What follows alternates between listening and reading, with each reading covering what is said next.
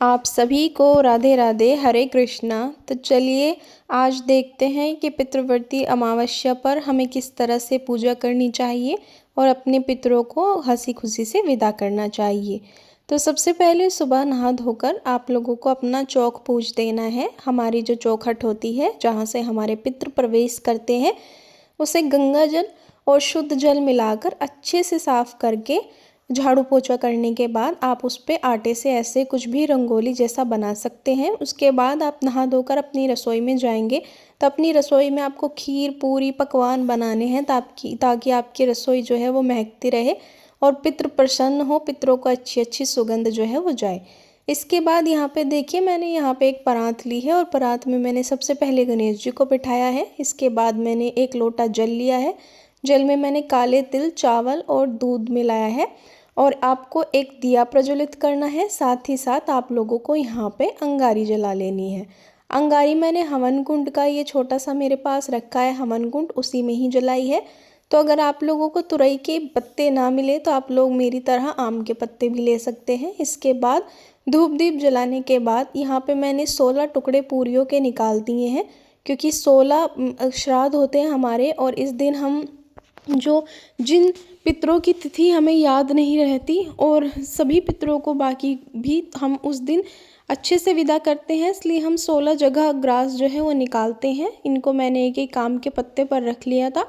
उसके बाद आपने जो भी पकवान बनाए होते हैं, खीर सब्जी, आप सब इन पे ग्रास पे जो है वो रख सकते हैं। तो यहाँ पे आप अपने एक एक पितृ का नाम लेते हुए जो आपके ध्यान हो और जो आपको नहीं ध्यान रहते, आप उनका भूले बिसरों को ऐसा कहते हुए यहाँ पे भोजन जो है वो रख सकते हैं। इसके बाद हम लेंगे जो भी हमने भोजन बनाया है, खीर पूरी सब्जी रायता, आप सभी भोजन अंगारी में अपने पितरों को ध्यान में रखते हुए प्रज्वलित करेंगे ताकि हमारे पितृ जो हैं उसे ग्रहण करें। हम उनके साथ साथ क्षमा मांगेंगे कि इन 16 दिनों में हमसे भूलवश अगर कोई भूल हो गई हो तो हमें माफ़ करें। आप हमारे घर के बूढ़े बुजुर्ग हैं, हमें आशीर्वाद देकर जाएं और हमें खुशी खुशी हम आपको विदा कर रहे हैं, आप हमें ढेरों आशीर्वाद देकर जाए। ओम पितृदेवताभ्य नमः का आप जाप करते रहें। इसके बाद आप लोटे में से जल लेकर 16 बार अपने खाने में और जो भी जहाँ आपने ये अंगारी जलाई होती है इसके चारों तरफ 16 फेरे आपको ओम पितृदेवताभ्य नमः कहते हुए फेरने हैं। इसके बाद आप ये जो ग्रास हमने निकाले हैं जाकर अपनी छत की मुंडेर पर रख दीजिए, क्योंकि कौवे जो होते हैं वो इनको ग्रहण करेंगे। और ये जो जल है वो दक्षिण दिशा की तरफ मुख करके घर का कोई बड़ा बेटा या आपके पितरों का पोता कोई भी हो सकता है, वो दक्षिण दिशा की तरफ मुख करके और ओम पितृदेवताभ्य नमः का जाप करते हुए दक्षिण दिशा में इस जल को दे देगा।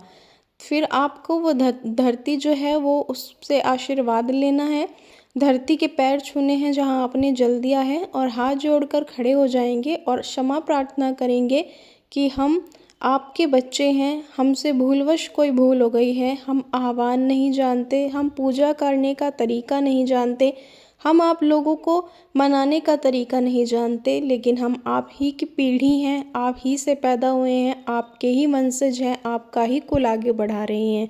अगर हमसे कोई भी भूल हो गई हो तो हमें अपना बच्चा समझकर माफ़ कर दीजिएगा और हमारे आने वाले साल में हम तरक्की करें, हमारे घर में सुख शांति रहे, हमारे घर में कोई कलह न रहे, ऐसा आशीर्वाद उनसे मांगिएगा।